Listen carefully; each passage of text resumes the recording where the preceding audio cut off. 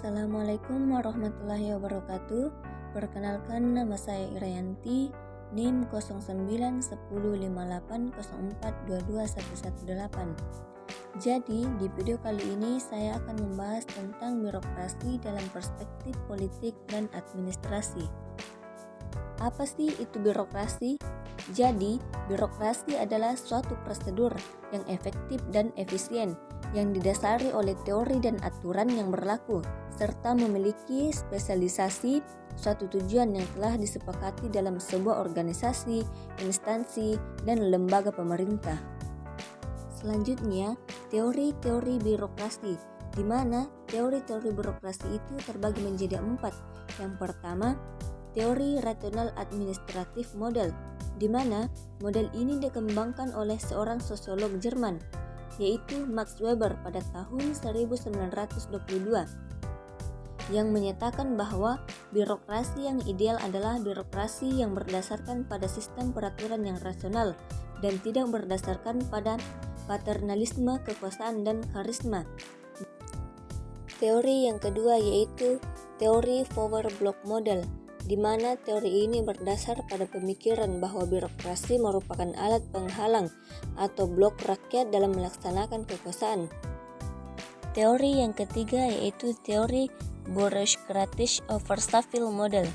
Teori ini sungguh pun telah muncul pada tahun 1970-an, misalnya melalui pemikiran William Niskanen dalam buku Bureaucracy and Representative Government pada tahun 1971.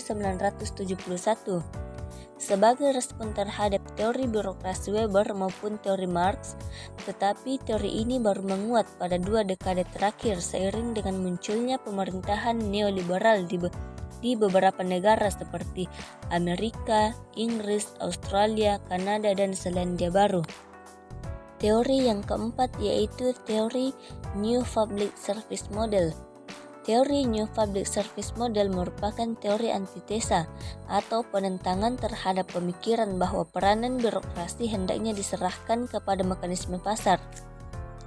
Selanjutnya, mencegah penyalahgunaan kekuasaan birokrasi, di mana mencegah penyalahgunaan kekuasaan birokrasi itu terbagi menjadi 5 poin.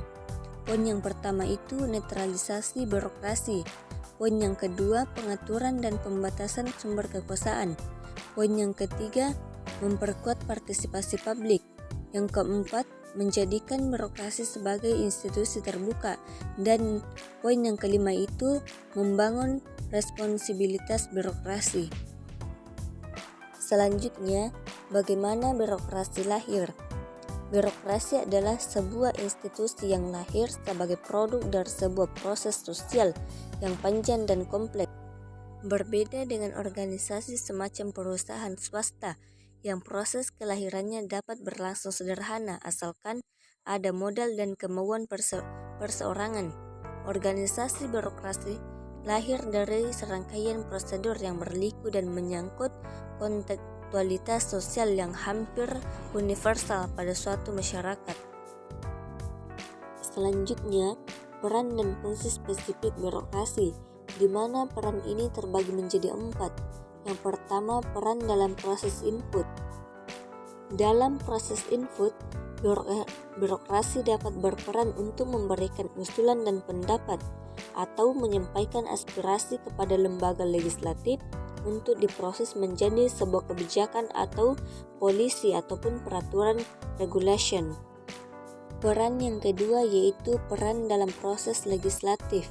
Karena birokrasi memiliki berbagai aset informasi yang sangat dibutuhkan dalam pengambilan keputusan pada lembaga legislatif, maka institusi birokrasi yang terkait dengan pembahasan suatu rancangan keputusan biasanya akan dipanggil untuk memberikan pendapat sebelum keputusan, entah berupa kebijakan atau peraturan itu ditetapkan. Peran yang ketiga yaitu peran sebagai interpreter produk legislatif. Dalam hal ini, birokrasi melakukan penafsiran, penjabatan, dan penjelasan akan sebuah kebijakan maupun peraturan yang telah ditetapkan badan legislatif. Peran yang keempat yaitu peran sebagai eksekutor keputusan atau kebijakan. agar keputusan politik yang dikeluarkan oleh parlemen atau lembaga legislatif dapat berjalan di tengah masyarakat.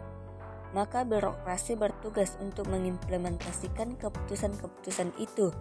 Dalam peran inilah birokrasi dapat bertindak atas nama negara berdasarkan kewenangan yang diatur dalam undang-undang.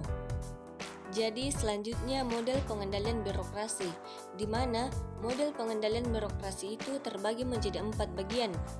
Yang pertama, pengendalian politis, yang kedua, pengendalian administratif, yang ketiga, pengendalian eksternal atau informal, dan yang keempat itu pengendalian internal informal.